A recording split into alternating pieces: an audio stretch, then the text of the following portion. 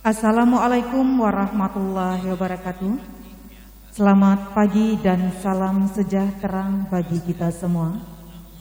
Pada hari ini, Senin tanggal 16 Agustus tahun 2021, di ruang rapat paripurna DPRD Kabupaten Mukomuko akan dilangsungkan acara rapat paripurna Dewan Perwakilan Rakyat Daerah Kabupaten Mukomuko dengan acara mendengarkan pidato kenegaraan Presiden Republik Indonesia dalam rangka memperingati hari ulang tahun ke-76 kemerdekaan Republik Indonesia tahun 2021. Untuk itu, kepada Bapak, Ibu, dan seluruh undangan yang berbahagia, kami mohon untuk dapat menonaktifkan seluruh telepon seluler demi kelancaran acara paripurna ini.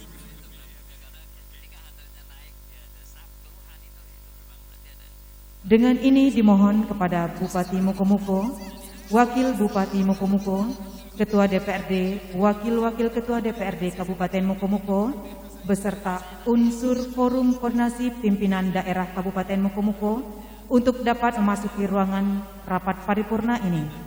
Undangan dimohon berdiri sejenak.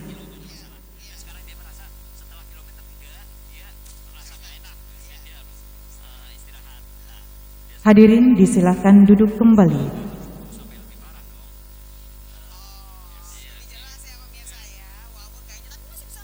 Kepada rekan-rekan dari media diberikan kesempatan selama 5 menit untuk mengabadikan peristiwa ini.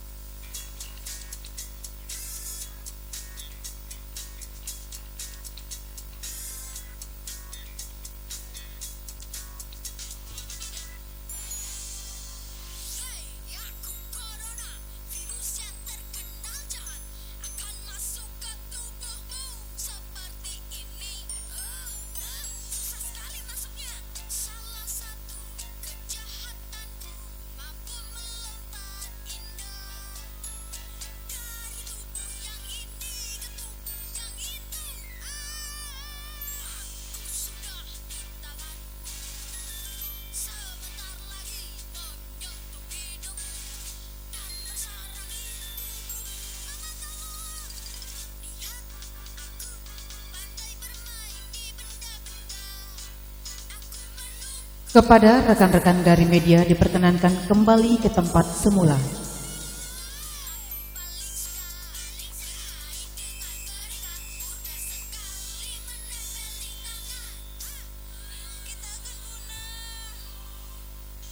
Acara rapat paripurna Dewan Perwakilan Rakyat Daerah Kabupaten Mukomuko dengan acara mendengarkan pidato kenegaraan Presiden Republik Indonesia dalam rangka memperingati hari ulang tahun ke-76 kemerdekaan Republik Indonesia tahun 2021 dimulai.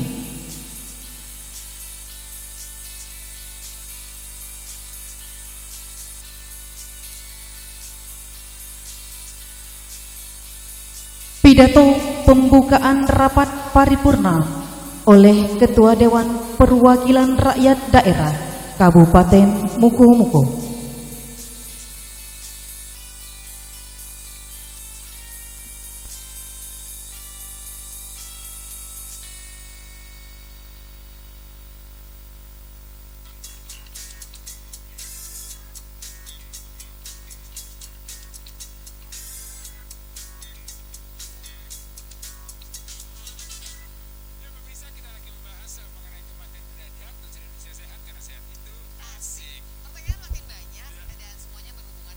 Bismillahirrahmanirrahim. Assalamualaikum warahmatullahi wabarakatuh. Selamat pagi dan salam sejahtera bagi kita semua. Yang terhormat Saudara Bupati dan Wakil Bupati Muko-Muko, yang saya hormati Saudara Wakil-Wakil Ketua Dewan Perwakilan Daerah Kabupaten Muko-Muko beserta istri, yang saya hormati saudara-saudara anggota Dewan Perwakilan Daerah Kabupaten Muko-Muko beserta istri dan suami, yang saya hormati saudara-saudara Forum Komunikasi Pimpinan Daerah, yang terhormat Saudara Kajari Muko-Muko, yang terhormat Saudari Ketua Pengadilan Negeri Muko-Muko, yang terhormat Saudara Dandim 0428 Muko-Muko, dan yang terkhusus pada hari ini hadir di tengah-tengah kita Saudara Kapolres AKBP Widyardi SIK MH. Beliau adalah Kapolres kita menggantikan Saudara AKBP Andi Arisandi SIK SHMH. Ini adalah pertemuan pertama beliau bersama kita dalam forum paripurna ini. Mohon izin Pak Kapolres. Terima kasih Pak. Yang saya hormati Ketua Pengadilan Agama Muko-Muko,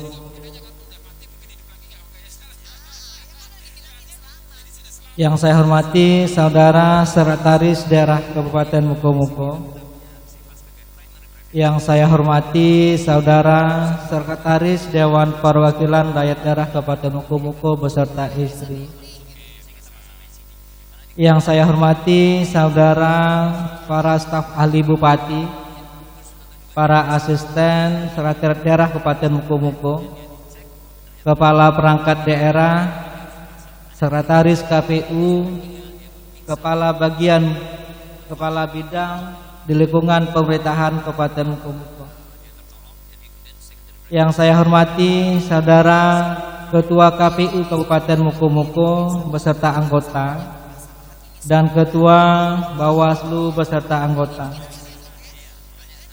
Yang terhormat Saudara Wakil Bupati Muko-Muko periode 2005-2010 Bapak Haji Suparji SPD.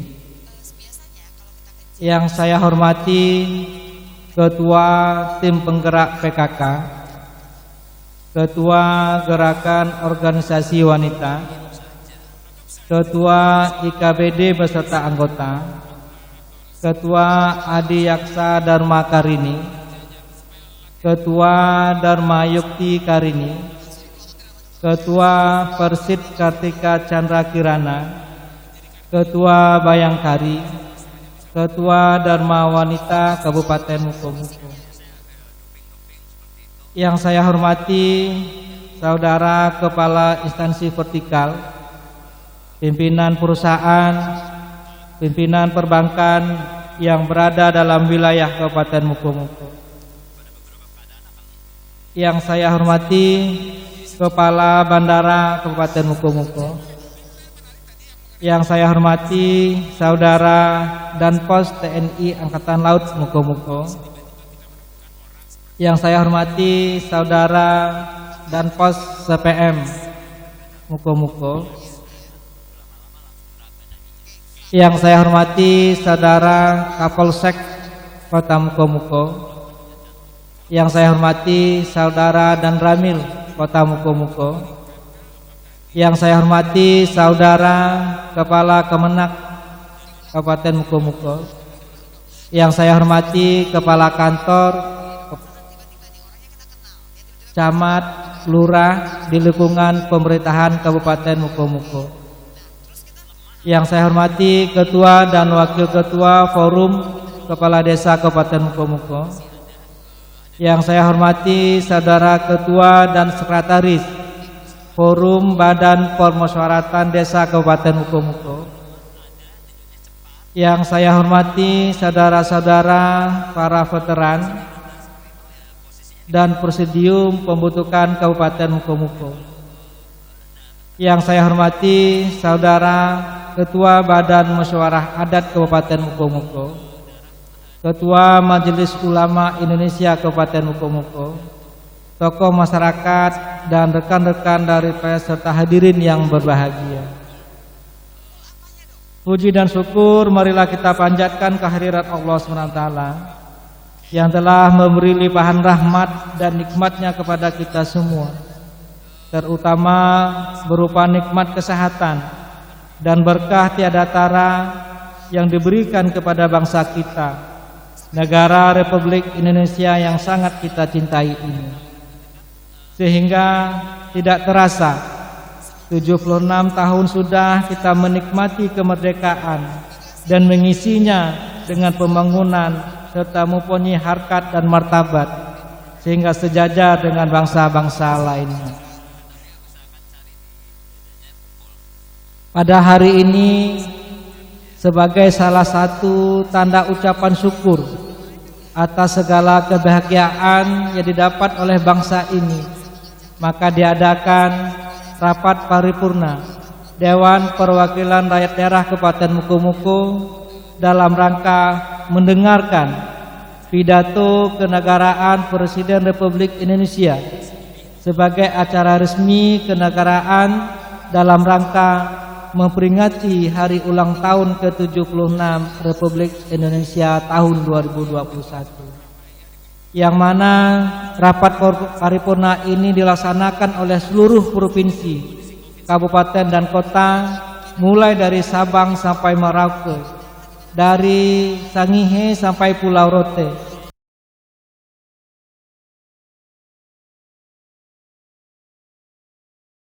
Untuk itu, atas kehadiran saudara-saudara yang telah memenuhi undangan rapat paripurna ini, kami mengucapkan terima kasih yang sebesar-besarnya.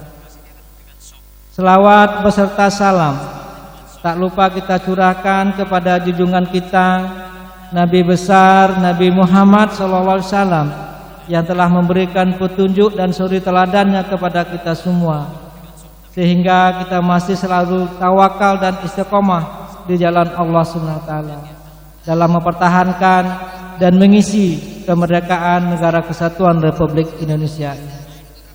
Rapat paripurna istimewa yang terhormat dan hadirin yang berbahagia, sebagaimana Surat Menteri Sekretaris Negara Republik Indonesia nomor B Datar 446-M/M/TU.004.06/2021 tanggal 16 Juni 2021 perihal penyampaian tema dan logo peringatan Hari Ulang Tahun ke-76 Kemerdekaan Republik Indonesia tahun 2021. Maka pelaksanaan rapat paripurna dalam rangka mendengarkan pidato kenegaraan Presiden Republik Indonesia yang dilaksanakan pada tanggal 16 Agustus 2021 pukul 9 WIB sampai dengan selesai. Untuk itu diharapkan kepada seluruh hadirin undangan yang terhormat untuk dapat mengikuti acara ini secara hikmat dan tertib. Sebelum kami membuka rapat paripurna ini, perlu kami sampaikan bahwa kita masih dalam masa pandemi COVID-19.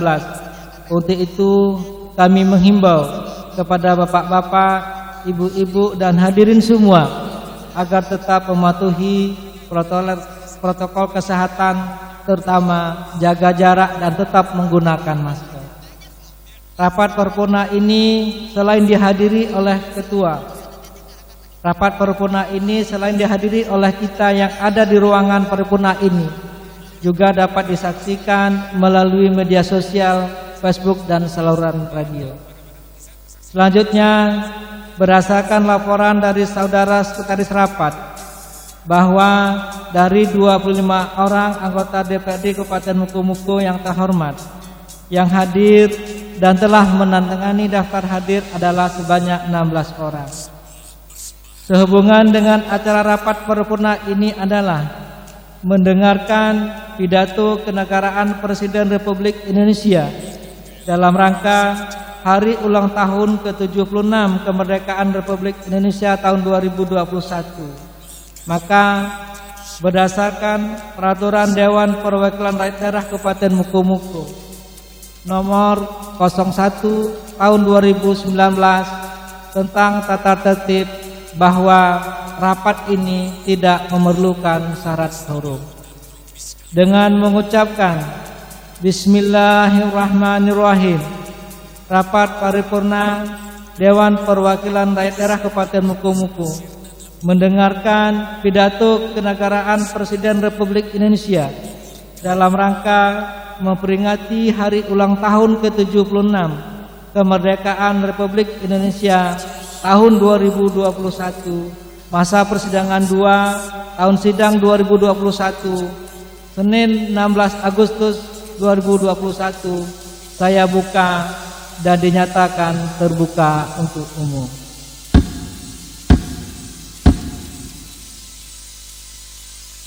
Rapat paripurna dan hadirin yang saya muliakan, berdasarkan Surat Menteri Sekretaris Negara Republik Indonesia sebagaimana kami sebutkan sebelumnya dan keputusan Bupati Mukomuko nomor 100 datar 266 tahun 2021 tanggal 2 Agustus 2021 tentang panitia penyelenggaraan peringatan Hari Ulang Tahun ke-76 Kemerdekaan Republik Indonesia di Kabupaten Mukomuko tahun 2021, yang salah satu materinya adalah menyelenggarakan rapat paripurna DPRD dalam arahan Presiden Republik Indonesia. Mengenang dan menghayati perjalanan sejarah perjuangan bangsa adalah dengan menghargai jasa-jasa para pejuang maupun pendahulu kita yang telah berhasil merebut kemerdekaan negara Republik Indonesia dan sekaligus meletakkan kerangka dasar berdirinya Negara Kesatuan Republik Indonesia yang sangat kita cintai ini. Tentunya kemerdekaan tersebut adalah merupakan modal dasar bagi kita semua guna mengisi kemerdekaan dengan membangun dan menata masa depan bangsa Indonesia sebagai wujud tanggung jawab dalam berbangsa dan bernegara. Sesuai dengan Surat Menteri Sekretaris Negara Republik Indonesia nomor B datar 446-S/M/TU.0.04/06/2021 tanggal 16 Juni 2021 perihal penyampaian tema dan logo peringatan Hari Ulang Tahun ke-76 Kemerdekaan Republik Indonesia tahun 2021 dengan tema Indonesia Tangguh, Indonesia Tumbuh. Tema ini berisi pesan tentang ketangguhan dan semangat pantang menyerah untuk terus maju menyosong masa depan demi melanjutkan pembangunan menuju masyarakat Indonesia semakin maju dan sejahtera. Sebagai bangsa yang demokrasi, yang terdiri dari berbagai daerah, bermacam-macam kelompok suku, agama dan golongan, kita semuanya harus bersatu padu dalam memperkokoh persatuan dan kesatuan negara Republik Indonesia, sehingga seluruh perbedaan yang kita miliki merupakan modal yang sangat berharga untuk saling mengisi dan menghormati di dalam perbedaan tersebut. Itulah yang menjadi cita-cita utama dari para pejuang kemerdekaan bangsa ini yang telah mengorbankan harta benda, bahkan tetesan darah beserta nyawa anak bangsa yang telah rela berkorban demi tegaknya negara kesatuan Republik Indonesia yang memiliki masyarakat sejahtera, adil makmur, dan bermartabat. Rapat paripurna yang terhormat dan hadirin yang saya muliakan, dalam pelaksanaan rapat paripurna mendengarkan pidato kenegaraan Presiden Republik Indonesia, seluruh daerah, provinsi, dan kabupaten kota di Indonesia akan bergabung menjadi satu melalui siaran langsung media televisi. Untuk itu, marilah kita mengikuti acara ini mulai dari awal hingga akhir dan langsung bergabung dengan rapat paripurna Dewan Perwakilan Rakyat Republik Indonesia di ruang rapat paripurna Gedung Nusantara MPR, DPR, dan DPD RI. Dengan demikian, hadirin dimohon dapat mengikuti dengan hikmat dan tertib.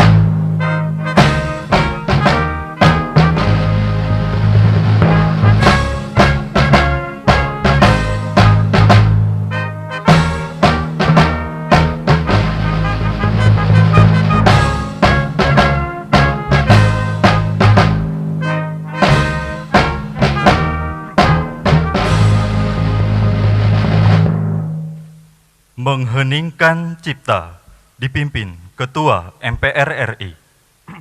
Bismillahirrahmanirrahim. Saudara-saudara sekalian, marilah sejenak kita menundukkan kepala seraya berdoa kehadirat Allah Subhanahu wa taala, Tuhan yang Maha Kuasa. Semoga para pahlawan bangsa yang telah mendahului kita mendapatkan tempat yang mulia di sisinya, dan kepada kita semua selalu diberikan kesehatan, kekuatan untuk melanjutkan perjuangannya. Mengheningkan cipta, mulai.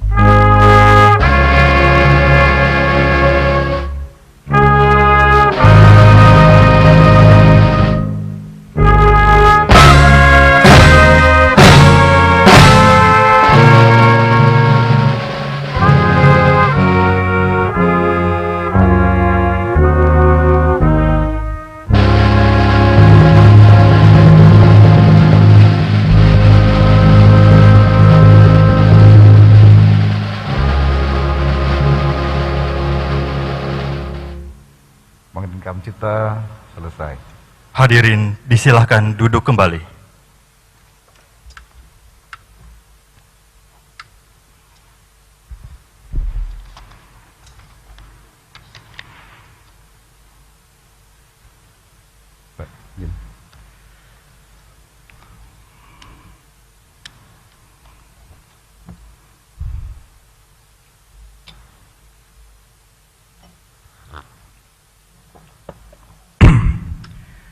Bismillahirrahmanirrahim. Assalamualaikum warahmatullahi wabarakatuh. Selamat pagi, salam sejahtera untuk kita semua. Om Swastiastu, Namo Buddhaya, salam kebajikan. Yang kami hormati Presiden Republik Indonesia Bapak Insinyur Haji Joko Widodo, Wakil Presiden Republik Indonesia Bapak Profesor Dr. Kiai Haji Ma'ruf Amin, Presiden Republik Indonesia kelima Ibu Profesor Dr. Honoris Causa Megawati Soekarno Putri, Presiden Republik Indonesia keenam Bapak Profesor Dr. Haji Susilo Bambang Yudhoyono, Wakil Presiden Republik Indonesia ke-6 Bapak Jenderal TNI Purnawirawan Tri Sutrisno, Bapak Wakil Presiden Republik Indonesia ke-9 Bapak Dr. Haji Hamzahas MA PSD, Wakil Presiden Republik Indonesia ke-10 dan ke-12 Bapak Dr. Andes HM Yusuf Kala, Wakil Presiden Republik Indonesia ke-11 Bapak Profesor Dr. Budiono, Ketua Dewan Perwakilan Rakyat Ibu Dr. Honoris Causa Puan Maharani, Ketua Dewan Perwakilan Daerah Bapak Lanyala Mahfud Mataliti, Ketua Badan Pemeriksa Keuangan Bapak Dr. Agung Firman Sampurna, Ketua Mahkamah Agung Bapak Profesor Dr. Haji Muhammad Sarifuddin, Ketua Mahkamah Konstitusi Bapak Dr. Anwar Usman, Ketua Komisi Yudisial Bapak Profesor Dr. Mukti Fajar Nur Dewata, para Wakil Ketua Majelis Perusahaan Rakyat, para pimpinan lembaga-lembaga negara, para Ketua Fraksi MPR dan kelompok DPD, Ketua Fraksi DPR, dan perwakilan subwilayah DPD, para anggota MPR yang hadir secara virtual, yang mulia para Duta Besar Negara Sahabat, para Menteri Kabinet Indonesia Maju, Panglima TNI dan Kapolri, seluruh masyarakat diaspora Indonesia, para insan pers, media cetak dan elektronik dalam dan luar negeri, para undangan serta teristimewa seluruh rakyat Indonesia yang berbahagia.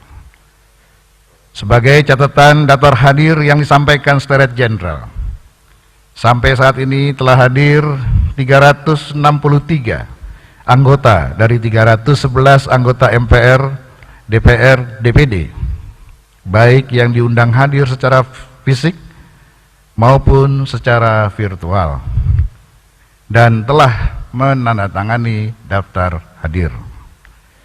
Dengan demikian, berdasarkan ketentuan pasal 66 ayat 5 Peraturan Tata Tertib MPR dan pasal 281 ayat 1 dan pasal 254 ayat 5 Peraturan Tata Tertib DPR serta pasal 261 ayat 5 Peraturan Tata Tertib DPD, sidang telah memenuhi syarat untuk dibuka.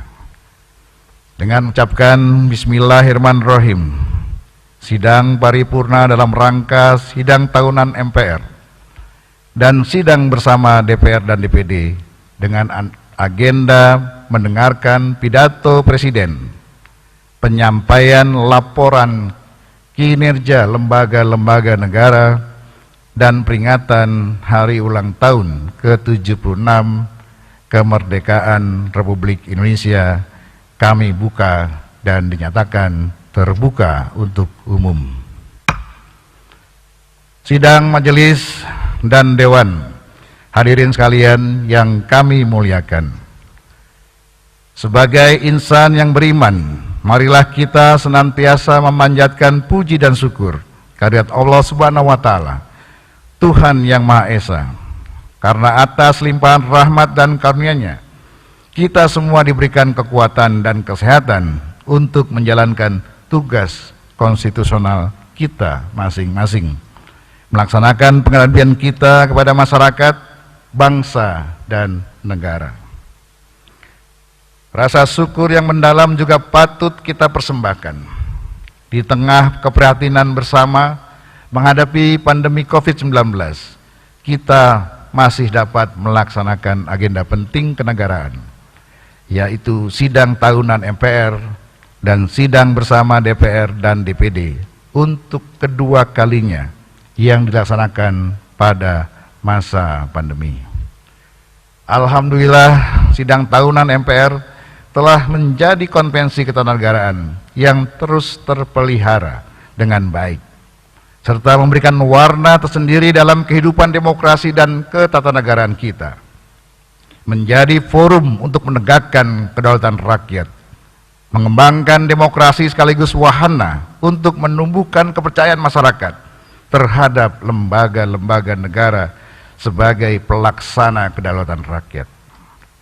Untuk itu izinkan kami selaku pimpinan dan anggota MPR, DPR dan DPD menyampaikan terima kasih dan penghargaan yang setinggi-tingginya kepada Saudara Presiden Republik Indonesia Bapak Insinyur Haji Joko Widodo, Saudara Wakil Presiden Republik Indonesia Bapak Profesor Dr. Kiai Haji Ma'ruf Amin, serta seluruh pimpinan lembaga negara atas perkenannya hadir secara fisik memenuhi undangan kami dalam sidang tahunan MPR dan sidang bersama DPR dan DPD.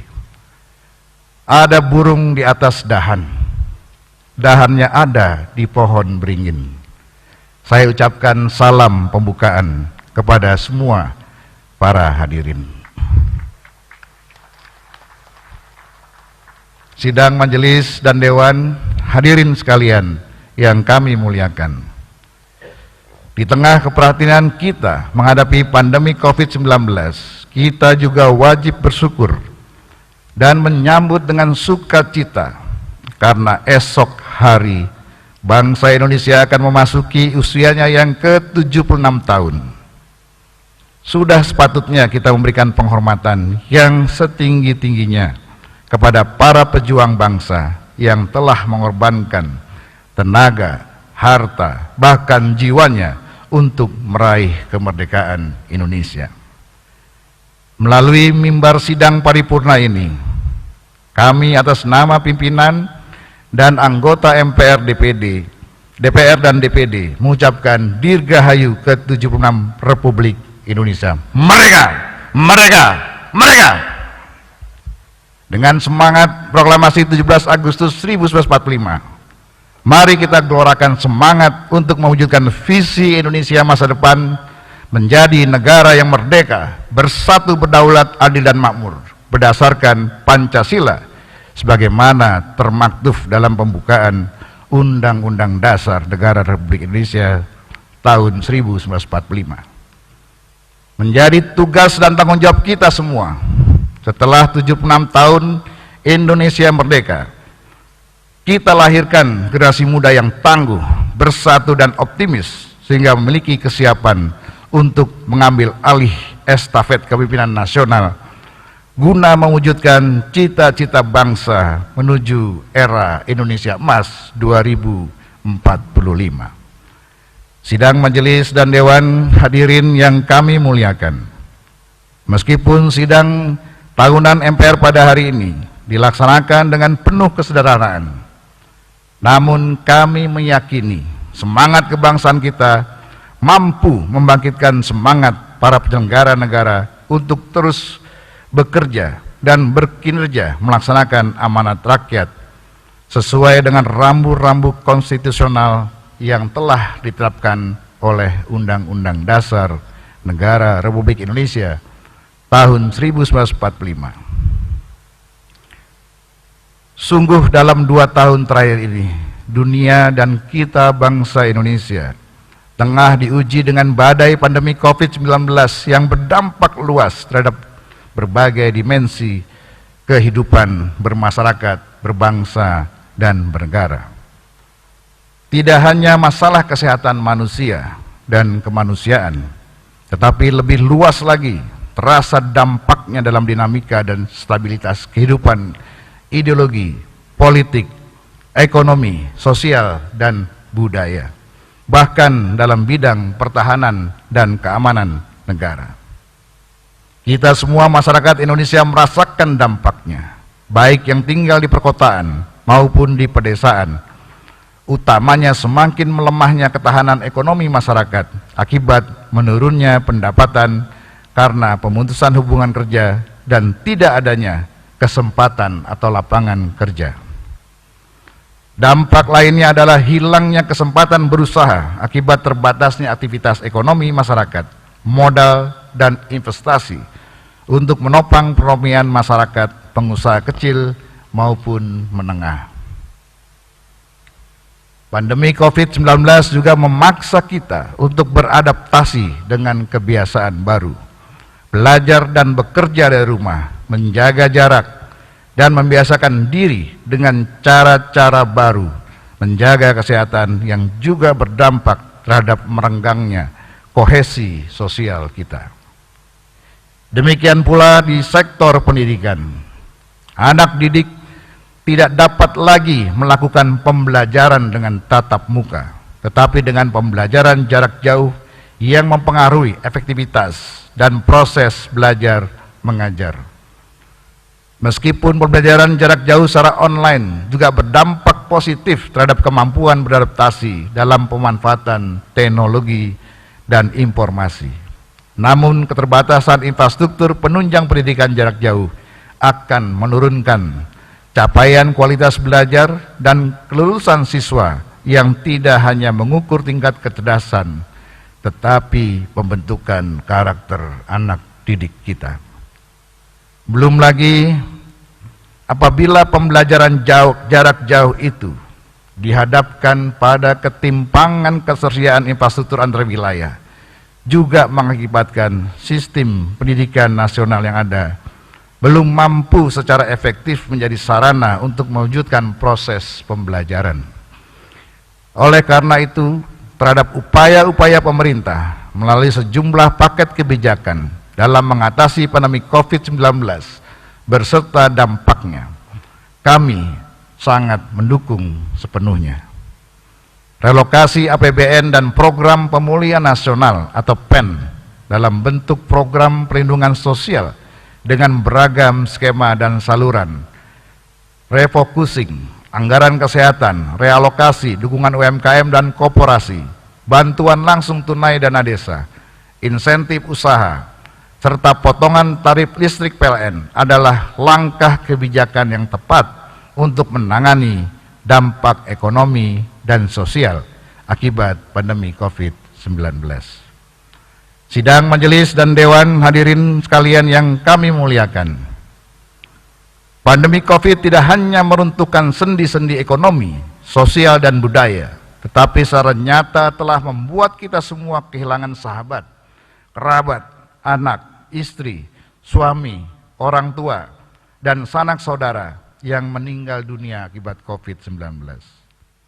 Oleh karena itu, kami menghimbau kepada seluruh masyarakat untuk terus meningkatkan disiplin protokol kesehatan, menjaga jarak, membatasi interaksi, serta melakukan vaksinisasi untuk mencegah dan menurunkan tingkat persebaran, tingkat fatalitas, dan kematian akibat COVID-19.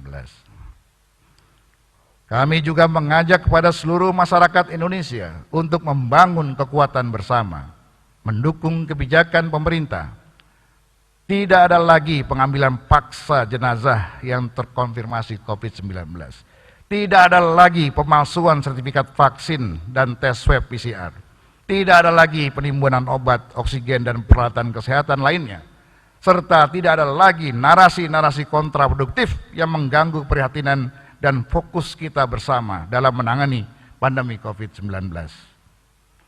Untuk itu, kami atas nama pimpinan dan anggota MPR menyampaikan apresiasi yang setinggi-tingginya kepada pemerintah atas kerja keras, langkah dan kebijakan yang cepat dan tepat dalam rangka pelindungan terhadap seluruh warga Indonesia sebagai bagian dari pemenuhan hak-hak konstitusional seluruh warga negara Indonesia.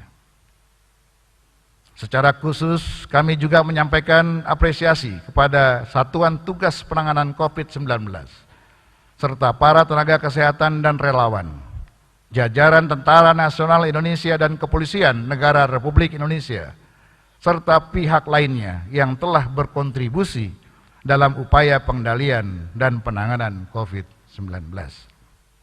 Apresiasi yang sama juga kami sampaikan kepada seluruh entitas masyarakat Indonesia yang telah bergotong royong membantu penanganan pandemi COVID-19 melalui gerakan solidaritas, kepedulian sosial, baik secara individu maupun kelompok. Saat perusahaan-perusahaan, kampus-kampus, organisasi massa dan profesi, komunitas-komunitas masyarakat, hingga relawan-relawan individu bersinergi dan berkolaborasi mendukung upaya pemerintah dalam menerangi COVID-19, kita semua merasakan betapa kuatnya jati diri bangsa Indonesia yang tidak dimiliki oleh bangsa-bangsa lainnya. Sungguh kami sampaikan kepada Bapak Presiden bahwa sudah sepatutnya kita bangga memiliki keindonesiaan, memiliki pondasi-pondasi moral dan jati diri bangsa yang kokoh, sehingga berbagai permasalahan bangsa dapat dihadapi dengan penuh optimisme dan kekuatan bersama. Sidang majelis dan dewan hadirin sekalian yang kami muliakan, sebagaimana kita pahami, pandemi COVID-19 tidak hanya memiliki dampak ekonomis yang nyata dengan meningkatnya angka pengangguran, kemiskinan, kesenjangan yang berpotensi menimbulkan permasalahan dalam bidang-bidang lainnya. Tetapi yang juga patut diwaspadai adalah potensi bangkitnya nilai-nilai, paham individualisme, komunisme, intoleransi, separatisme, radikalisme, terorisme, dan etno-nasionalisme di tengah ketidakpastian akibat pandemi COVID-19. Oleh karena itu, upaya memerangi pandemi COVID-19 beserta dampaknya tidak hanya dilakukan dengan meningkatkan ketahanan tubuh kita dengan vaksinisasi, tetapi harus dibarengi dengan upaya melakukan vaksinasi ideologi untuk meningkatkan ketahanan ideologi kita. Saya ulangi, harus dibarengi dengan upaya melakukan vaksinasi ideologi untuk meningkatkan ketahanan ideologi masyarakat kita.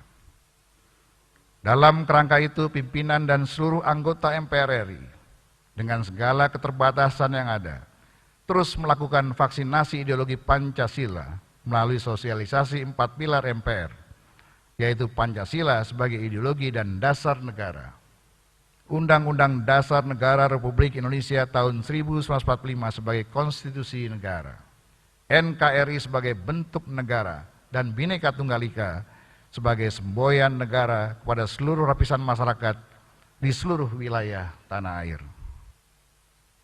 Melalui vaksinasi ideologi, kami meyakini segala potensi ancaman dan gangguan yang berpotensi memecah belah persatuan dan kesatuan bangsa akan dapat dicegah dan ditangkal.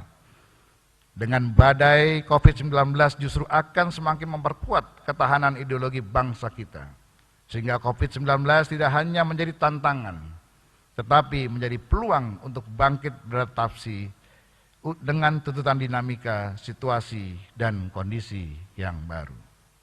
Sidang majelis dan dewan, hadirin sekalian yang kami muliakan. Dalam melaksanakan tugas konstitusional, MPR telah menerima sejumlah aspirasi masyarakat dan daerah tentang pelaksanaan Undang-Undang Dasar Negara Republik Indonesia tahun 1945. Arus besar aspirasi masyarakat dan daerah menghendaki perlunya penataan sistem ketatanegaraan Indonesia, khususnya sistem manajemen pembangunan nasional yang lebih demokratis, transparan, akuntabel, terintegrasi, dan berkesinambungan. Berbagai pandangan masyarakat yang menyatakan bahwa visi yang sama dalam rencana pembangunan nasional dan daerah, baik dalam jangka pendek, jangka menengah maupun jangka panjang, sangat diperlukan agar orientasi pembangunan nasional lebih fokus pada upaya pencapaian tujuan negara sebagaimana termaktub dalam pembukaan Undang-Undang Dasar Negara Republik Indonesia tahun 1945. Visi yang sama juga diperlukan mengingat Indonesia adalah negara besar dan majemuk dengan potensi geografis, demografis, dan sumber kekayaan alam yang besar, memiliki heterogenitas atas suku, agama, ras, budaya, dan bahasa yang berpotensi memunculkan dinamika perbedaan pandangan dan kepentingan, baik dalam bidang politik, ekonomi, sosial, budaya, pertahanan, dan keamanan. Atas tindak lanjut dari rekomendasi MPR periode 2009-2014 dan MPR periode 2014-2019, hasil kajian MPR periode 2019-2024 menyatakan bahwa perlunya pokok-pokok haluan negara atau PPHN yang bersifat filosofis dan arahan dalam pembangunan nasional untuk memastikan keberlangsungan visi dan misi negara sebagaimana termaktub dalam pembukaan Undang-Undang Dasar Negara Republik Indonesia tahun 1945.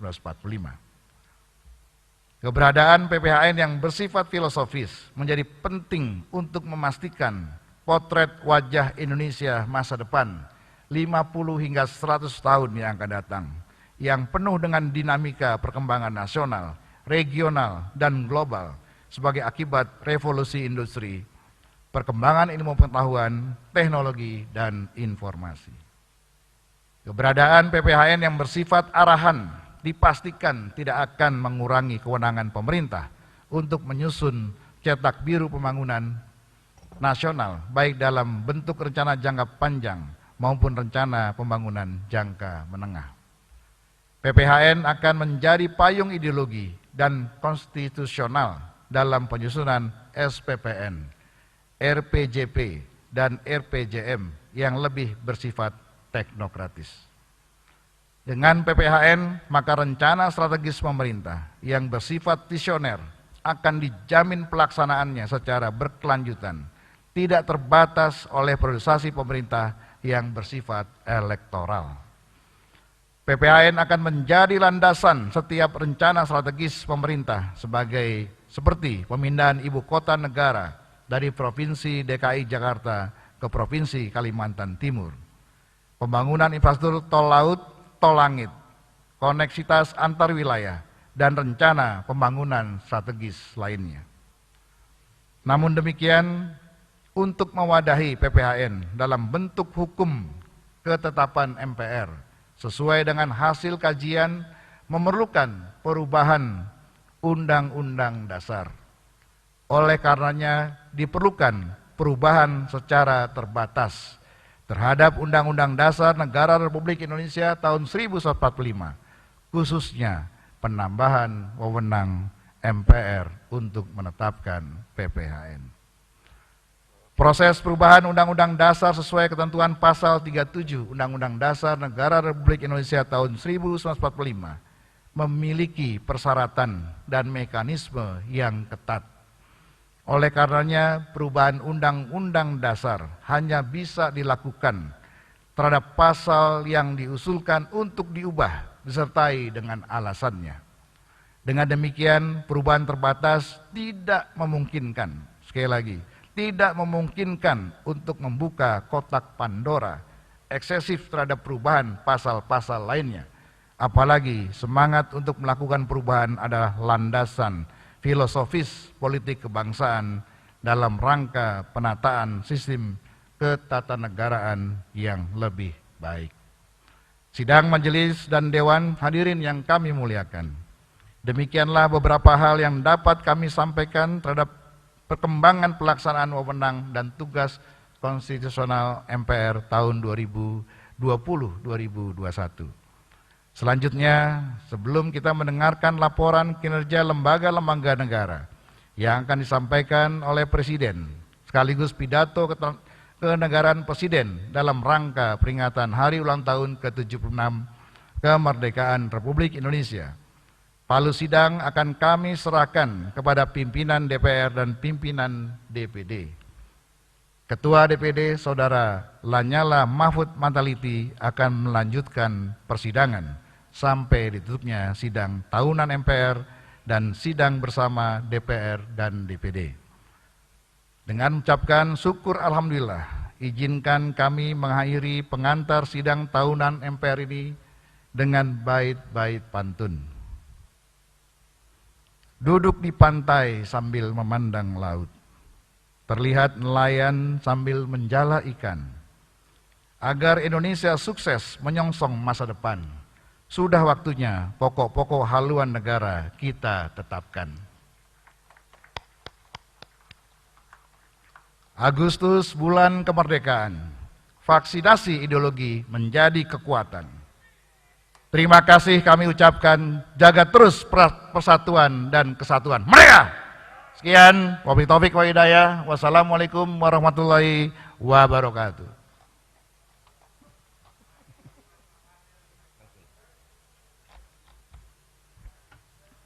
Terima kasih kami sampaikan kepada Ketua MPR RI, palu sidang telah kami terima dan sidang kami lanjutkan. Saudara Presiden, Saudara Wakil Presiden, dan sidang Dewan yang kami muliakan, sidang bersama DPR RI dan DPD RI kali ini sedikit berbeda karena dilaksanakan dengan kombinasi kehadiran fisik terbatas dan kehadiran secara virtual, mengingat pandemi COVID-19 masih melanda negeri ini yang kita cintai ini. Tetapi kami yakin sidang bersama ini dapat tetap terlaksana tanpa mengurangi kualitas materi, terutama penyampaian pidato Presiden Republik Indonesia tentang laporan kinerja lembaga-lembaga negara dan pidato Presiden dalam rangka Hari Ulang Tahun ke-76 Kemerdekaan Republik Indonesia. Mewakili DPD RI dan DPR RI, kami mengucapkan selamat memperingati Hari Ulang Tahun ke-76 Kemerdekaan Republik Indonesia. Dirgahayu Indonesia.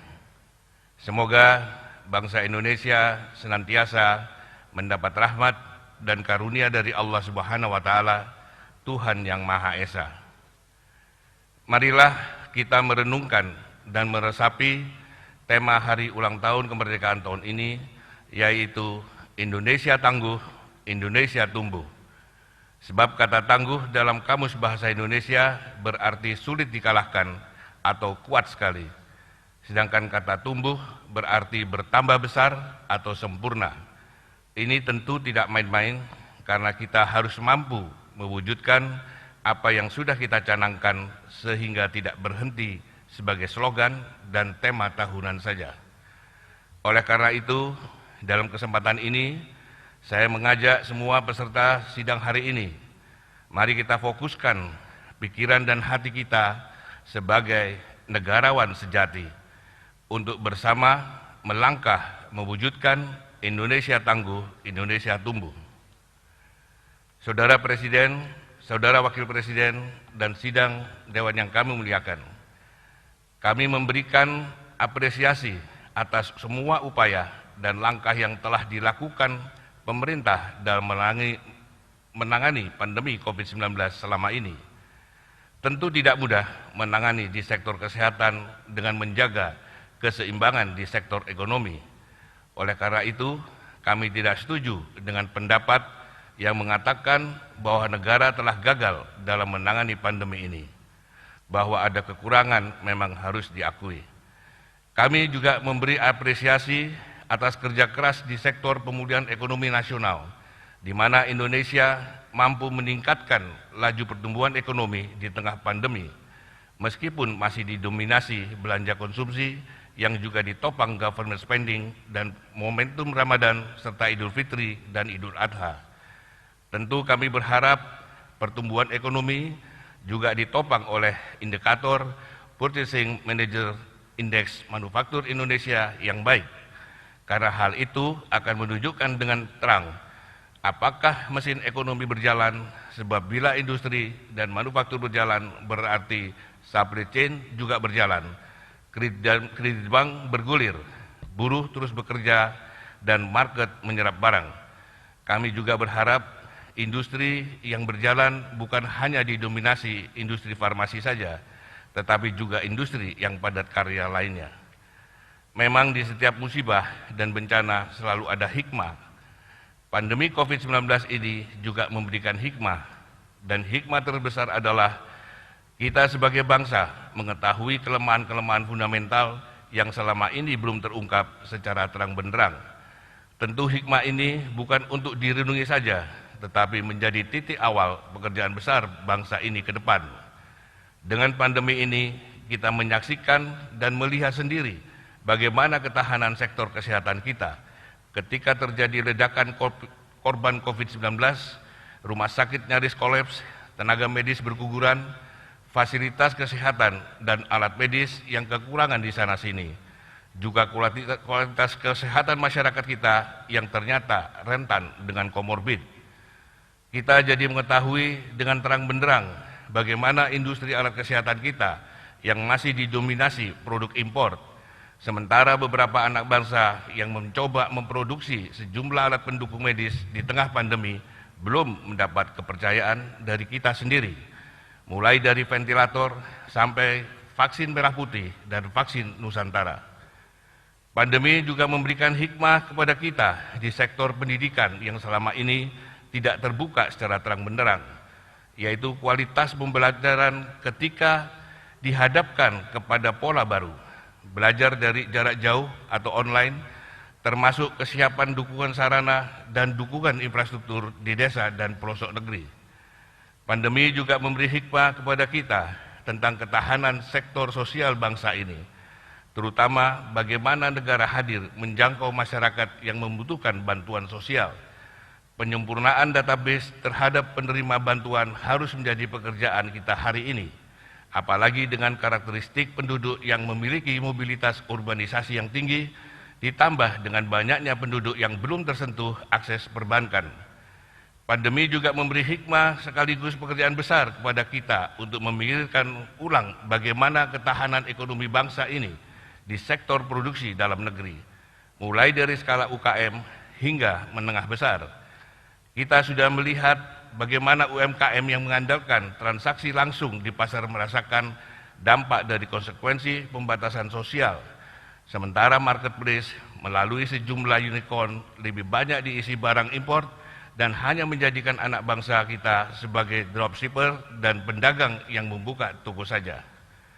Saudara Presiden, Saudara Wakil Presiden, dan sidang Dewan yang kami muliakan, tentu banyak hikmah dan tugas berat yang masih harus kita kerjakan sebagai negara yang diharapkan tangguh dan tumbuh ini. Tetapi yakinlah bahwa setelah kesulitan pasti ada kemudahan. Selama kita tidak berputus asa terhadap rahmat dan karunia Tuhan yang Maha Esa. Negara ini negara besar karena lahir dari kerajaan dan kesultanan Nusantara yang telah memiliki peradaban yang unggul. Para raja dan sultan Nusantara juga secara langsung turut membentuk lahirnya negara ini melalui dukungan mereka kepada para pendiri bangsa saat itu. Tercatat dalam sejarah bagaimana para sultan dan raja Nusantara memberikan sumbangan mereka kepada Indonesia di awal kemerdekaan. Salah satunya sumbangan uang 13 juta gulden dari Sultan Siak dan pesawat kepresidenan serta emas Monas dari tokoh dan rakyat Aceh. Demikian juga sumbangsih para tokoh pejuang kemerdekaan yang terdiri dari tokoh pergerakan, militer, ulama, dan agamawan, hingga kaum terdidik dan cendekiawan yang telah menyumbangkan pikiran jernih mereka dalam sidang BPU PKI dan PPKI dalam menyiapkan kemerdekaan Indonesia, yang kemudian menghasilkan karya agung bangsa ini, yaitu Pancasila dan Undang-Undang Dasar 1945. Karena itu, tidak mengherankan bila Presiden Soekarno mengingatkan kita semua agar jangan sekali-sekali meninggalkan sejarah. Karena sejarah bangsa ini tangguh, kita mewarisi negara besar, negara yang seharusnya mampu memakmurkan rakyatnya dan mewujudkan keadilan sosial bagi seluruh rakyat Indonesia. Karena Indonesia adalah bangsa yang dicita-citakan sebagai negara kesejahteraan yang beragama. Oleh karena itu, dalam konstitusi di pasal 29 ayat 1 disebutkan bahwa negara berdasar atas ketuhanan yang Maha Esa. Sehingga konsekuensinya dalam mengatur kehidupan rakyatnya, negara harus berpegang pada kosmologi dan spirit ketuhanan, sehingga kebijakan yang dibuat perlu diletakkan dalam kerangka etis dan moral agama, termasuk menjauhi dan menghindari perilaku koruptif. Sehingga tidak heran bila semua pejabat dan pemangku kekuasaan disumpah dengan menyebut nama Tuhan sesuai agamanya. Oleh karena itu, marilah kita melihat dan merasakan suasana kebatinan para pendiri bangsa ini yang telah merumuskan tujuan hakiki dari lahirnya bangsa ini, seperti termaktub dalam pembukaan Undang-Undang Dasar kita, dengan bertanya kepada diri kita sendiri, apakah perjalanan bangsa ini semakin menuju cita-cita para pendiri bangsa? Saudara Presiden, Saudara Wakil Presiden, dan sidang Dewan yang kami muliakan, krisis global yang dipicu pandemi COVID-19 juga melahirkan peluang-peluang baru, imajinasi-imajinasi baru, dan pemikiran-pemikiran baru untuk membangun kehidupan baru yang dibayangkan bisa menghindari terjadinya krisis serupa di masa depan. Karena setiap krisis besar biasanya melahirkan revolusi pemikiran untuk menjawab perubahan, dan setiap negara yang memasuki transisi menuju era baru sering ditandai dengan perubahan konstitusi, seperti dilakukan Indonesia di tahun 1999 hingga 2002 silam, ketika Indonesia menuju sistem politik yang diharapkan lebih demokratis. Hari ini sudah 19 tahun sejak amandemen konstitusi dilakukan oleh bangsa ini, dan sekarang kita pun menuju dan akan memasuki era baru pasca pandemi COVID-19 yang diikuti dengan era disruptif di hampir semua lini. Dunia dengan tatanan baru perlu dijawab dengan kesiapan kita secara fundamental, dengan menentukan arah kemandirian dan kedaulatan bangsa sebagai bagian kesiapan kita menyongsong perubahan global dan tata dunia baru. Apalagi ada ancaman bencana di depan mata, yaitu perubahan iklim global.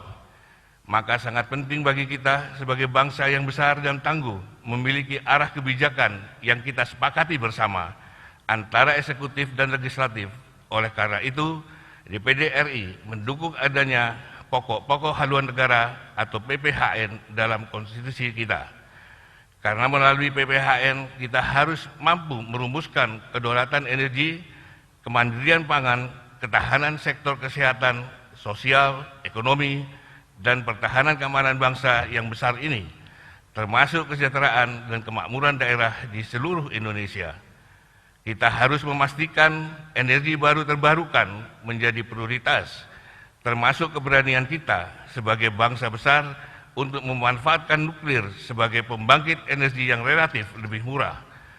Kemandirian pangan mutlak harus menjadi solusi yang harus kita wujudkan dengan bonus iklim negara tropis yang berada di lintasan khatulistiwa dengan sumber daya hutan, daratan, dan laut yang melimpah. Karena ancaman perang masa depan adalah perebutan sumber daya pangan dan air bersih. Oleh karena itu, negara harus memastikan industri-industri hulu yang dulu dibangun di era Orde Lama dan Orde Baru tidak boleh dibiarkan mati hanya karena sudah tidak efisien lagi dibanding impor. Justru sebaliknya harus kita restorasi, karena sebagai negara yang besar dan tangguh, kita mutlak memiliki heavy industry di sektor-sektor strategis, terutama untuk mewujudkan kemandirian pangan. Sehingga kita juga harus melakukan koreksi atas kebijakan perekonomian nasional yang tertuang di dalam pasal 33 Undang-Undang Dasar 1945, di mana kita sadar atau tidak, sejak amandemen konstitusi yang lalu, dengan dalih efisiensi, maka cabang-cabang produksi yang penting bagi negara dan yang menguasai hajat hidup orang banyak telah kita serahkan kepada pasar. Padahal Bapak Koperasi kita, Muhammad Hatta, telah meletakkan kerangka besar perekonomian nasional dengan pendekatan koperasi yang harus dimaknai sebagai cara atau sarana untuk berhimpun dengan tujuan untuk memiliki secara bersama-sama alat industri atau sarana produksi. Sehingga para anggota koperasi sama persis dengan para pemegang saham di lantai bursa. Bedanya jika pemegang saham di lantai bursa bisa siapapun termasuk orang asing, maka koperasi hanya dimiliki oleh warga negara Indonesia. Oleh karena itu, pemerintah harus kita dukung untuk bersama-sama menemukan peta jalan menuju kesiapan kita sebagai bangsa yang tangguh dalam menyongsong era perubahan global atau tata dunia baru yang tidak lama lagi akan terjadi. Setiap negara pasti berjuang untuk melindungi dan memastikan kepentingan rakyat dan warga negaranya terjamin. Dan kami percaya Presiden Joko Widodo dan Wakil Presiden Kiai Haji Ma'ruf Amin mempunyai niat untuk itu. Dan DPD RI tidak akan berhenti menyuarakan kepentingan rakyat di daerah yang kami dapat dari seluruh penjuru tanah air, dari Sabang sampai Merauke, dari Miangas sampai Rote. Karena kami ingin mewujudkan Indonesia tangguh dan Indonesia tumbuh dengan mengusung slogan DPD RI, dari daerah untuk Indonesia. Saudara Presiden, Saudara Wakil Presiden, dan sidang Dewan yang kami muliakan, sampailah kita pada puncak agenda sidang tahunan MPR RI dan sidang bersama ini, dan kita akan mendengarkan pidato kenegaraan Presiden Republik Indonesia. Kepada Saudara Presiden, kami persilahkan.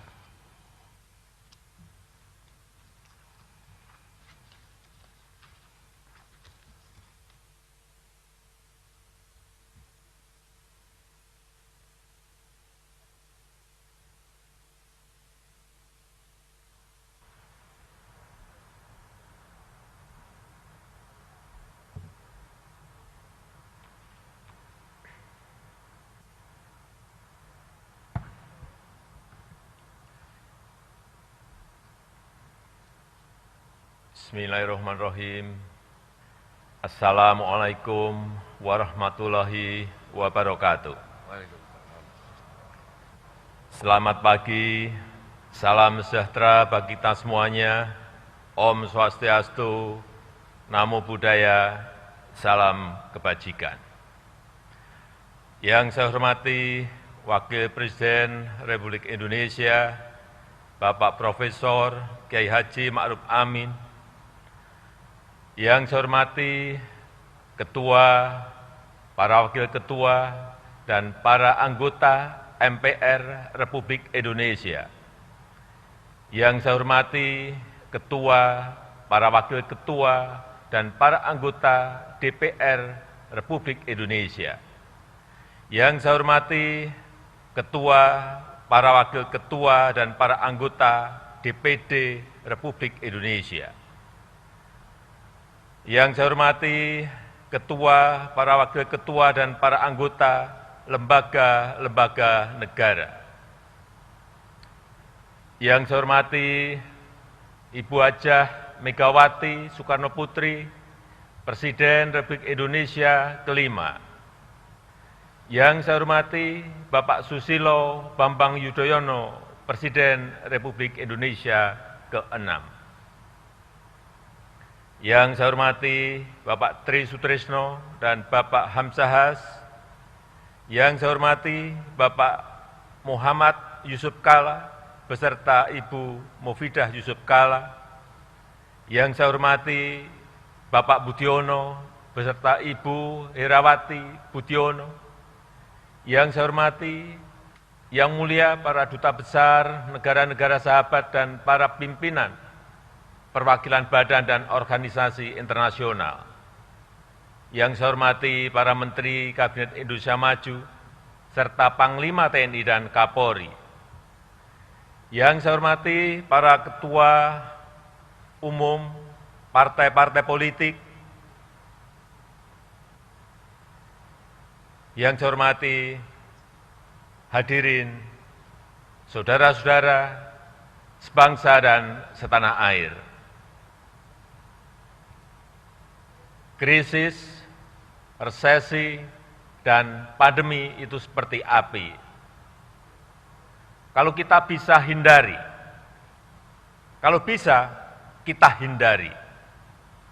Tetapi jika hal itu tetap terjadi, banyak hal yang bisa kita pelajari. Api memang membakar, tetapi juga sekaligus menerangi. Kalau terkendali, dia menginspirasi dan memotivasi. Dia menyakitkan, tetapi sekaligus juga bisa menguatkan. Kita ingin pandemi ini menerangi kita untuk mawas diri, memperbaiki diri, dan menguatkan diri kita dalam menghadapi tantangan masa depan. Pandemi ini seperti kawah candra di muka, yang menguji, yang mengajarkan, dan sekaligus mengasah. Pandemi memberikan beban yang berat kepada kita, beban yang penuh dengan risiko-risiko, dan memaksa kita untuk menghadapi dan mengelolanya. Semua pilar kehidupan kita diuji, semua pilar kekuatan kita diasah. Ketabahan, kesabaran, ketahanan, kebersamaan, kepandaian, dan kecepatan kita, semuanya diuji dan sekaligus diasah. Ujian dan asahan menjadi dua sisi mata uang yang tidak terpisahkan. Bukan hanya beban yang diberikan kepada kita, tetapi kesempatan untuk memperbaiki diri juga diajarkan kepada kita. Tatkala ujian itu terasa semakin berat, asahannya juga semakin meningkat. Itulah proses menjadi bangsa yang tahan banting, yang kokoh, dan yang mampu memenangkan gelombang pertandingan. Bapak, Ibu, dan saudara-saudara sebangsa dan setanah air. Perjalanan sejarah bangsa Indonesia telah melalui etapa-etapa ujian yang berat. Alhamdulillah, kita berhasil melampauinya. Kemerdekaan Republik Indonesia bukan diperoleh dari pemberian ataupun hadiah, tetapi kita rebut melalui perjuangan di semua medan. Perang rakyat, perang gerilya, dan diplomasi di semua lini dikerahkan, dan buahnya membuat Indonesia sebagai bangsa yang merdeka. Resesi dan krisis yang datang bertubi-tubi dalam perjalanan setelah Indonesia merdeka juga berhasil kita lampaui. Setiap ujian memperkokoh pondasi sosial, pondasi politik, dan pondasi ekonomi bangsa Indonesia. Setiap etape memberikan pembelajaran dan sekaligus juga membawa perbaikan dalam kehidupan kita. Pandemi COVID-19 telah memacu kita untuk berubah, mengembangkan cara-cara baru, meninggalkan kebiasaan-kebiasaan lama yang tidak relevan, dan menerobos ketidakmungkinan. Kita dipaksa untuk membangun normalitas baru dan melakukan hal-hal yang dianggap tabu selama ini. Memakai masker, menjaga jarak, tidak bersalaman, dan tidak membuat keramaian adalah kebiasaan baru yang dulu dianggap tabu.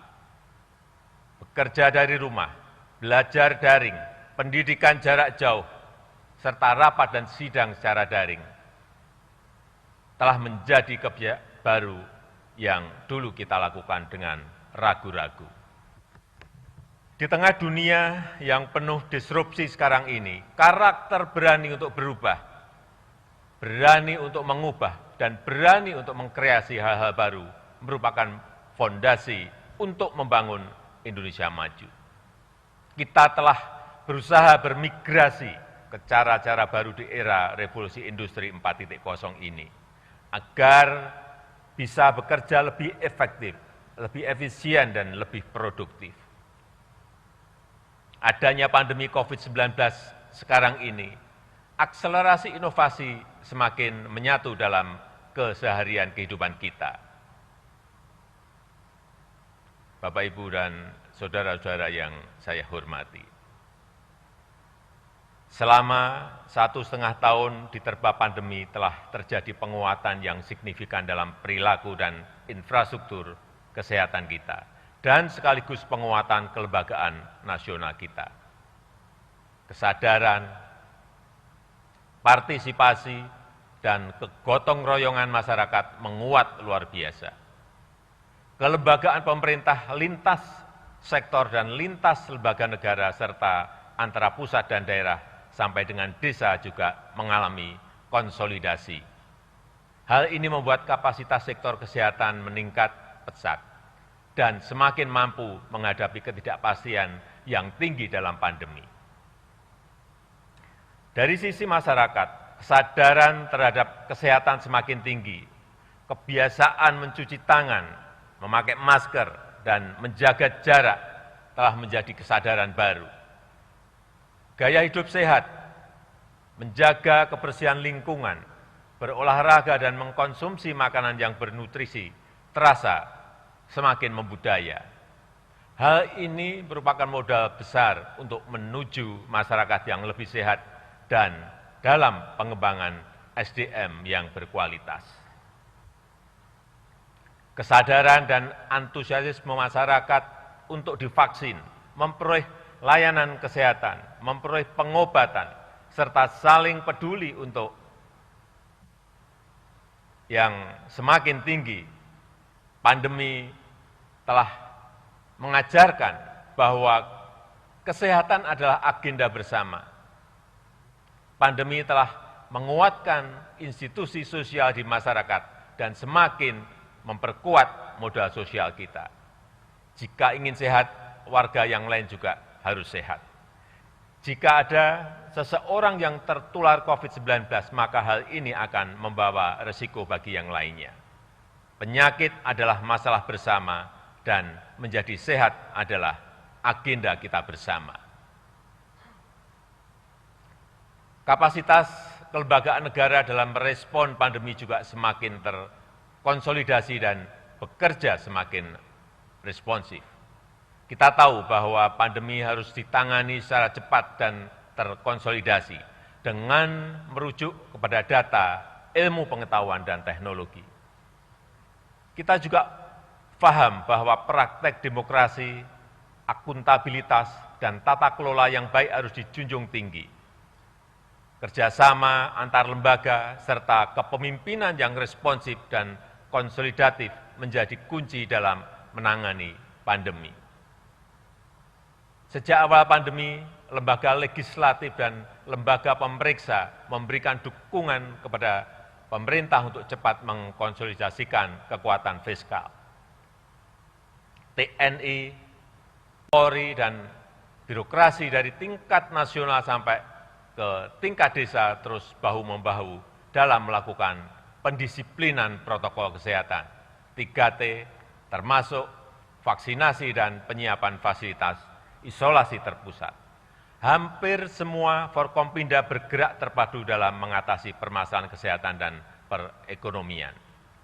Manajemen lapangan dalam testing, tracing, dan treatment, serta vaksinasi telah mengasah kepemimpinan di semua level pemerintahan. Saya yakin kapasitas respon kita dalam menghadapi ketidakpastian di bidang kesehatan dan di bidang-bidang lain juga semakin baik dan semakin kokoh. Penyediaan layanan kesehatan oleh pemerintah maupun swasta juga mengalami peningkatan yang menggembirakan. Layanan kesehatan di banyak daerah bertambah cukup signifikan, baik dalam hal penambahan kapasitas tempat tidur maupun fasilitas pendukungnya.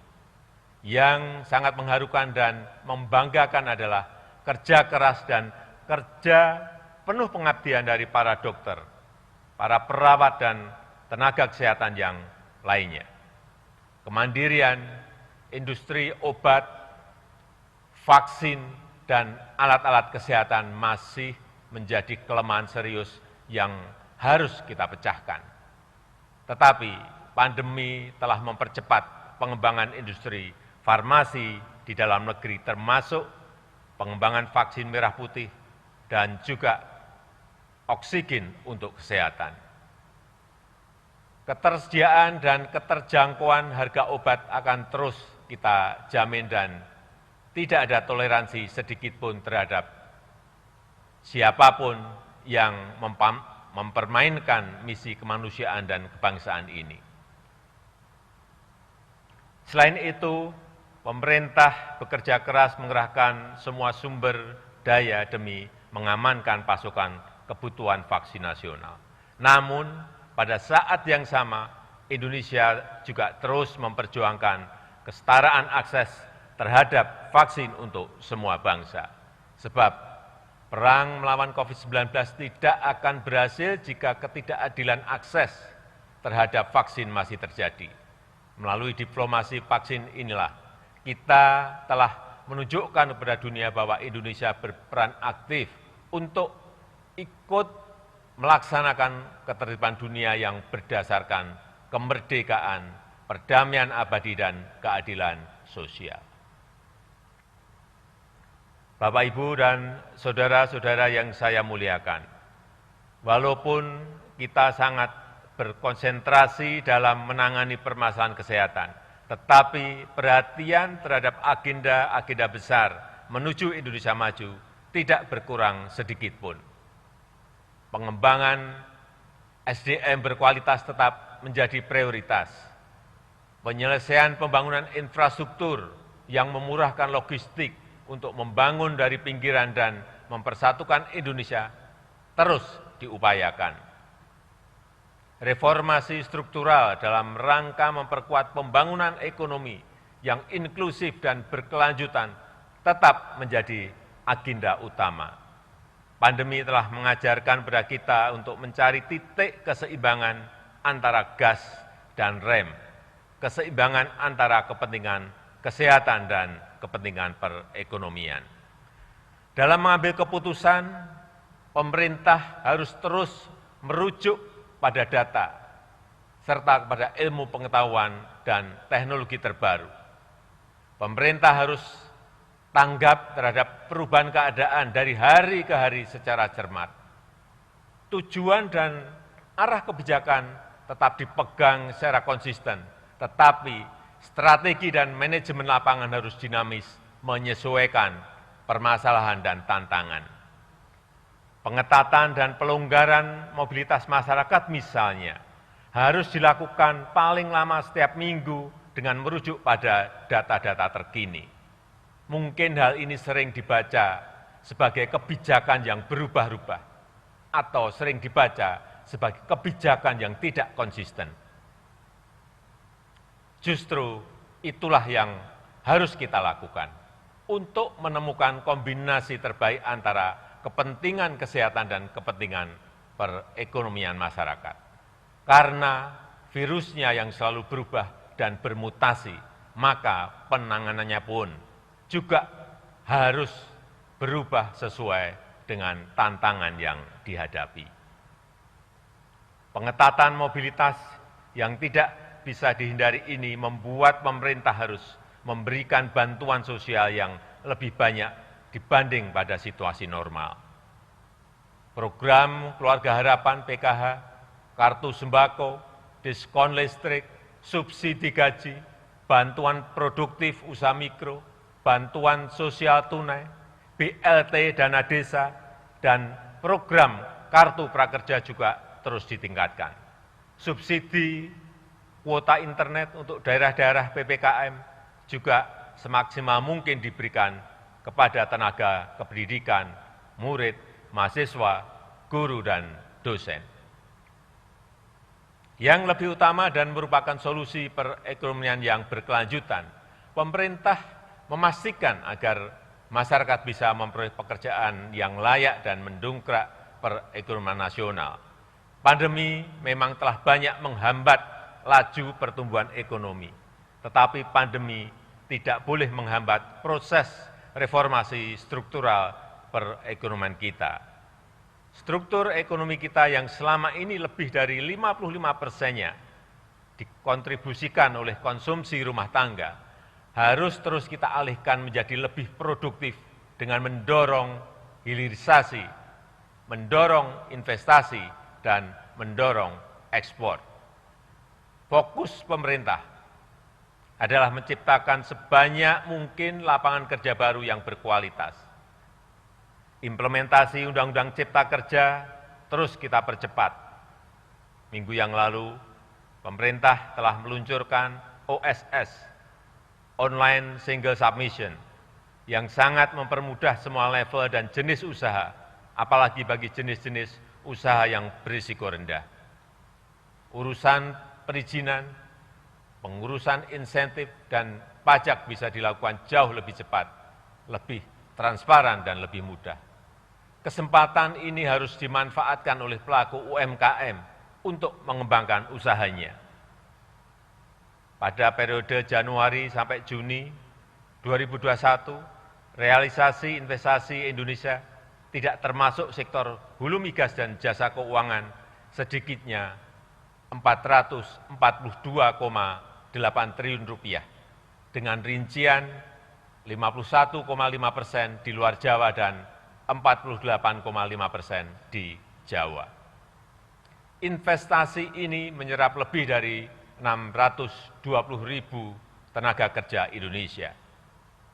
Penambahan investasi di bulan-bulan depan kita harapkan bisa memenuhi target 900 triliun rupiah, serta menciptakan lapangan kerja baru dan menggerakkan perekonomian secara signifikan. Perkembangan investasi harus menjadi bagian terintegrasi dengan pertumbuhan ekonomi yang inklusif dan berkeadilan. Peningkatan kelas pengusaha UMKM menjadi agenda utama. Berbagai kemudahan disiapkan untuk menumbuhkan UMKM, termasuk kemitraan strategis dengan perusahaan besar, agar cepat masuk dalam rantai pasok global. Hal ini diharapkan dapat meningkatkan daya saing produk UMKM serta meningkatkan pemerataan dan kemandirian ekonomi masyarakat. Ekosistem investasi dan kolaborasi di dunia usaha ini juga dimaksudkan untuk memperkuat perkembangan ekonomi berbasis inovasi dan teknologi, khususnya ke arah ekonomi hijau, green economy, dan ekonomi biru, blue economy yang berkelanjutan. Perkembangan sektor pangan terus kita upayakan untuk membangun kemandirian pangan, transformasi menuju energi baru terbarukan, serta akselerasi ekonomi berbasis teknologi hijau akan menjadi perubahan penting dalam ekonomi kita. Konsolidasi kekuatan riset nasional terus diupayakan agar sejalan dengan agenda pembangunan nasional. Sinergi dunia pendidikan dengan industri dan pengembangan kewirausahaan terus dipercepat melalui program Merdeka Belajar. Hal ini diharapkan mengakselerasi kualitas SDM nasional sekaligus meningkatkan daya saing industri dan produk dalam negeri. Perluasan akses pasar bagi produk-produk dalam negeri menjadi perhatian serius pemerintah. Program Bangga Buatan Indonesia terus kita gencarkan sembari meningkatkan daya saing produk lokal dalam kompetisi global. Pemerintah terus mendorong pengembangan ekosistem ekonomi digital untuk meningkatkan produktivitas masyarakat.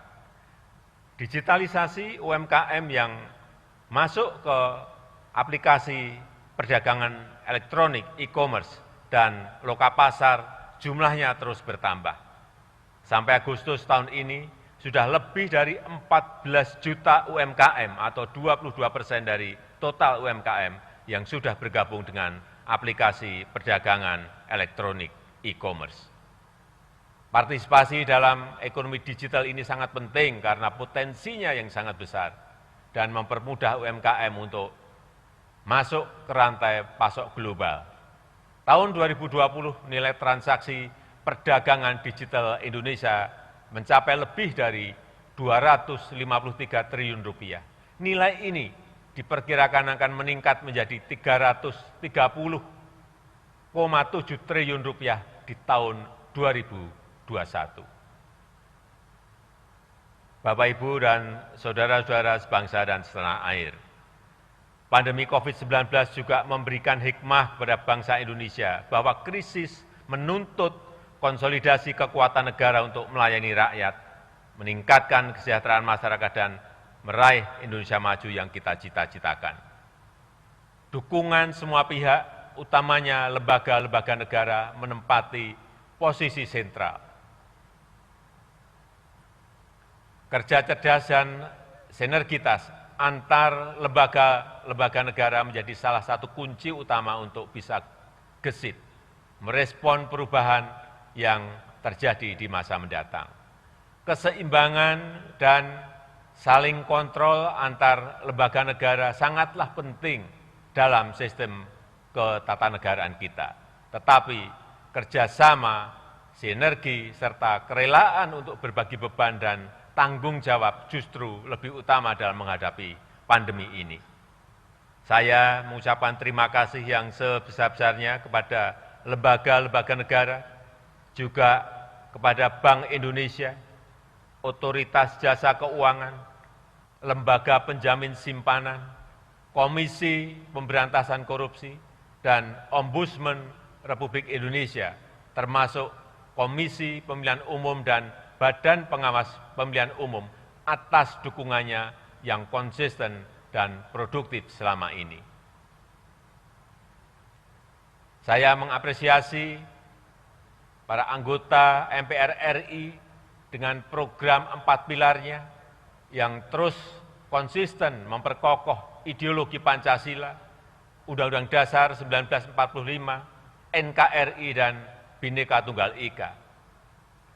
Agenda MPR untuk mengkaji substansi dan bentuk hukum pokok-pokok haluan negara juga perlu diapresiasi untuk melandasi pembangunan Indonesia yang berkelanjutan lintas kepemimpinan. Menghadapi pandemi yang membutuhkan penanganan yang luar biasa, DPR RI bersama pemerintah juga telah bekerja keras dan bersinergi untuk membangun fondasi hukum bagi penanganan COVID-19. Selain penanganan masalah kesehatan, DPR bersama pemerintah berhasil menyelesaikan Undang-Undang Cipta Kerja yang merupakan Omnibus Law pertama di Indonesia yang menjadi pilar utama reformasi struktural di negara kita. Selain itu, dengan berbagai macam inovasi, DPR terus melakukan penjaringan aspirasi masyarakat dan menjalankan pengawasan terhadap pelaksanaan program-program pemerintah. DPD RI juga terlibat aktif dalam pembahasan rancangan undang-undang, termasuk terkait dengan kebijakan anggaran, serta melakukan pengawasan, utamanya terhadap pelayanan publik dan pelaksanaan undang-undang tentang desa.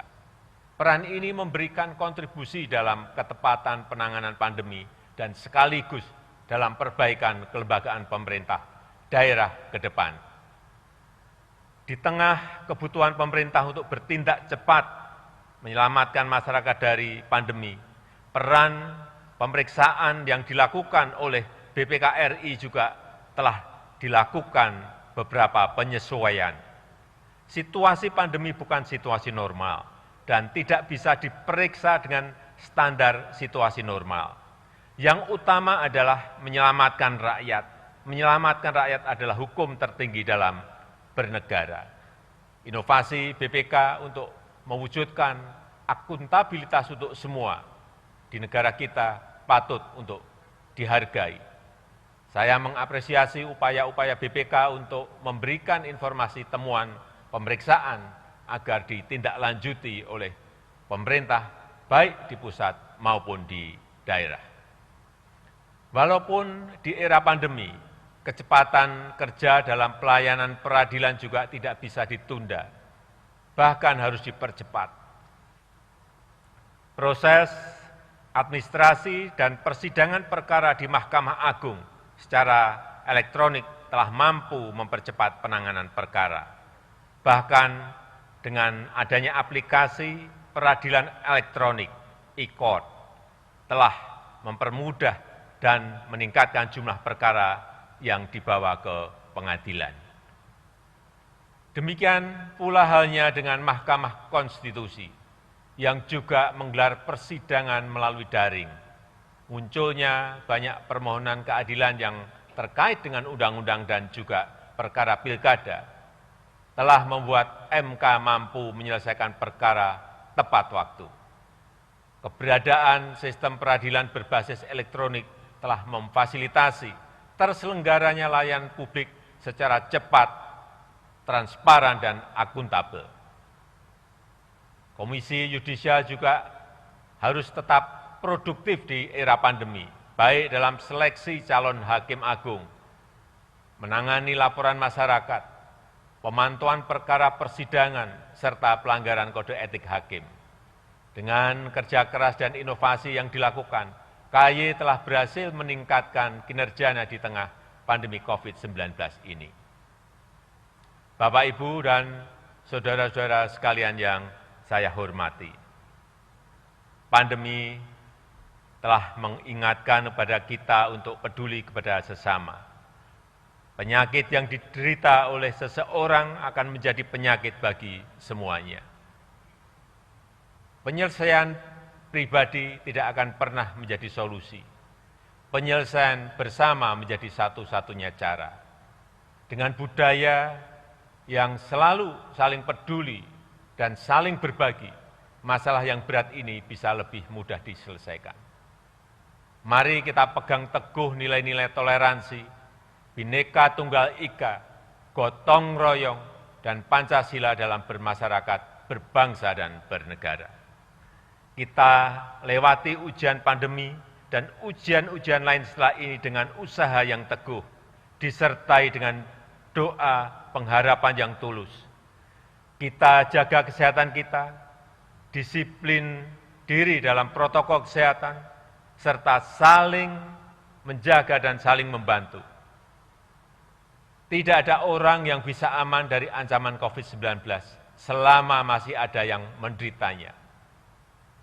Saya menyadari adanya kepenatan, kejenuhan, kelelahan, kesedihan, dan kesusahan selama pandemi COVID-19 ini. Saya juga menyadari begitu banyak kritikan kepada pemerintah, terutama terhadap hal-hal yang belum bisa kita selesaikan. Kritik yang membangun itu sangat penting dan selalu kita jawab dengan pemenuhan tanggung jawab sebagaimana yang diharapkan rakyat. Terima kasih untuk seluruh anak bangsa yang telah menjadi bagian dari warga negara yang aktif dan terus ikut membangun budaya demokrasi. Indonesia tangguh, Indonesia tumbuh, yang menjadi semboyan bulan kemerdekaan pada tahun ini hanya bisa diraih dengan sikap terbuka dan siap berubah menghadapi dunia yang penuh disrupsi. Indonesia tangguh, Indonesia tumbuh hanya bisa dicapai jika kita semua bahu-membahu dan saling bergandeng tangan dalam satu tujuan. Kita harus tangguh dalam menghadapi pandemi dan berbagi ujian yang akan kita hadapi. Dan kita harus terus tumbuh dalam menggapai cita-cita bangsa. Semoga Allah SWT, Tuhan yang Maha Kuasa, senantiasa meridhoi dan mempermudah upaya bangsa Indonesia dalam meraih Indonesia maju yang kita cita-citakan. Dirgahayu Republik Indonesia, Dirgahayu Negeri Pancasila, Merdeka!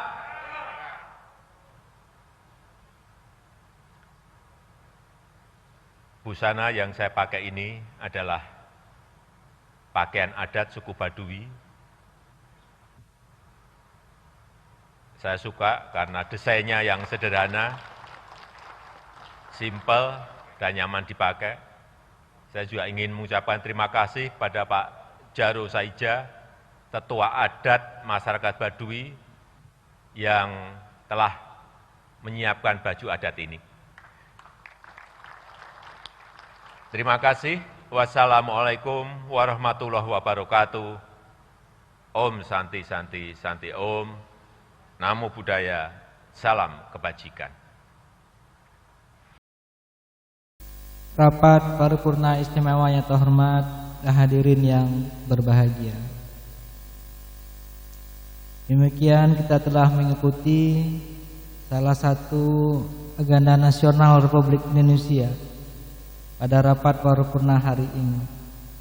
Maka dengan selesainya pidato kenegaraan Presiden Republik Indonesia tadi, berakhir pula lah acara rapat paripurna Dewan Perwakilan Daerah Kabupaten Mukomuko. Atas nama seluruh masyarakat Kabupaten Mukomuko, kami mengucapkan Dirgahayu ke-76 Republik Indonesia. Semoga Allah SWT senantiasa memberikan kekuatan lahir dan batin kepada kita semua dalam menyukseskan kepemimpinan nasional demi kelanjutan pembangunan menuju Indonesia yang makin maju dan sejahtera berdasarkan Pancasila dan Undang Dasar 1945, dan secara khusus di Kabupaten Mukomuko yang sangat kita cintai ini. Rapat paripurna yang terhormat dan hadirin yang kami hormati. Selanjutnya, atas nama pimpinan Dewan Perwakilan Daerah Kabupaten Mukomuko, kami mengucapkan terima kasih kepada seluruh hadirin dan undangan serta rekan-rekan anggota DPRD yang terhormat yang telah dengan hikmat mengikuti rangkaian jalannya rapat paripurna. Sebagai penutup dengan mengucapkan Alhamdulillahirabbil alamin. Rapat paripurna Dewan Perwakilan Daerah Kabupaten Mukomuko mendengarkan pidato kenegaraan Presiden Republik Indonesia dalam rangka memperingati Hari Ulang Tahun ke-76 Kemerdekaan Republik Indonesia tahun 2021. Masa persidangan 2 tahun sidang 2021, Senin 16 Agustus 2021. Dengan ini saya tutup. Sekian dan terima kasih. Bila taufik wal hidayah. Wassalamualaikum warahmatullahi wabarakatuh. Untuk acara selanjutnya dipandu oleh pembawa acara. Hadirin yang kami hormati, dengan telah ditutupnya rapat tadi, maka selesailah acara rapat paripurna Dewan Perwakilan Rakyat Daerah Kabupaten Mukomuko dengan acara mendengarkan pidato kenegaraan Presiden Republik Indonesia dalam rangka memperingati Hari Ulang Tahun ke-76 Kemerdekaan Republik Indonesia tahun 2021. Kepada Bupati dan Wakil Bupati Mukomuko, Ketua DPRD, Wakil-Wakil Ketua, unsur Forum Koordinasi Pimpinan Daerah, dan anggota DPRD Kabupaten Mukomuko disilakan untuk foto bersama.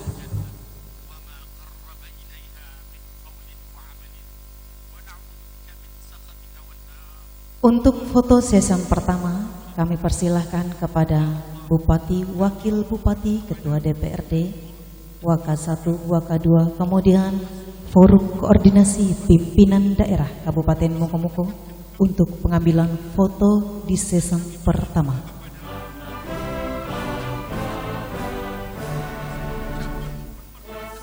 Kami ingatkan di dalam pengambilan foto bersama ini tetap menjaga jarak dan tetap menggunakan masker.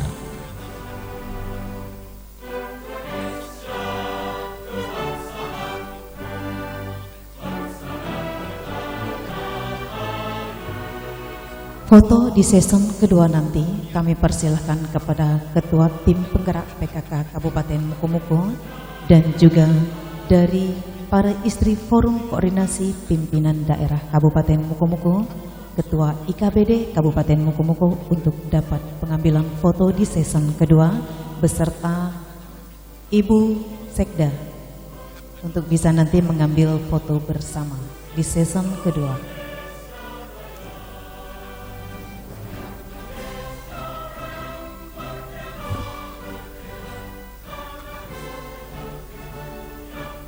Baik, foto bersama dimulai.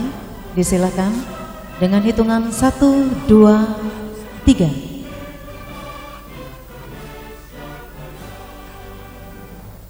Baik. 1, 2, 3. Baik, terima kasih, foto bersama selesai. Kemudian season kedua disilakan kepada ibu-ibu, Ketua Tim Penggerak PKK dan ibu-ibu lainnya dari istri Forum Koordinasi Pimpinan Daerah Kabupaten Mukomuko, Ketua DW Persatuan Kabupaten Mukomuko. Untuk foto bersama nanti disilahkan dilanjutkan secara tentatif kepada anggota IKBD Kabupaten Mukomuko, disilahkan nanti untuk mengambil foto bersama juga.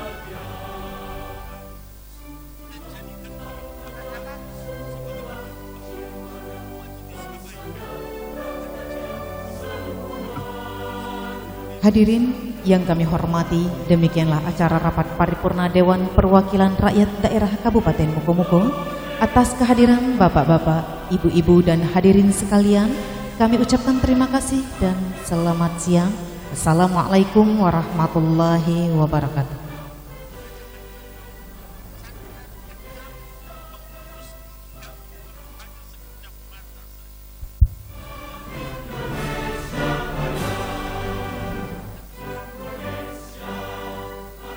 Baik, terima kasih ibu-ibu. Foto bersama kepada seluruh anggota DPRD, disilakan yang hadir untuk bisa mengambil foto bersama. Silakan kepada para anggota DPRD untuk bisa pengambilan foto bersama di season berikutnya. Setelah anggota DPRD kepada anggota IKBD Kabupaten Mukomuko, silakan nanti untuk bisa pengambilan foto bersama berikutnya.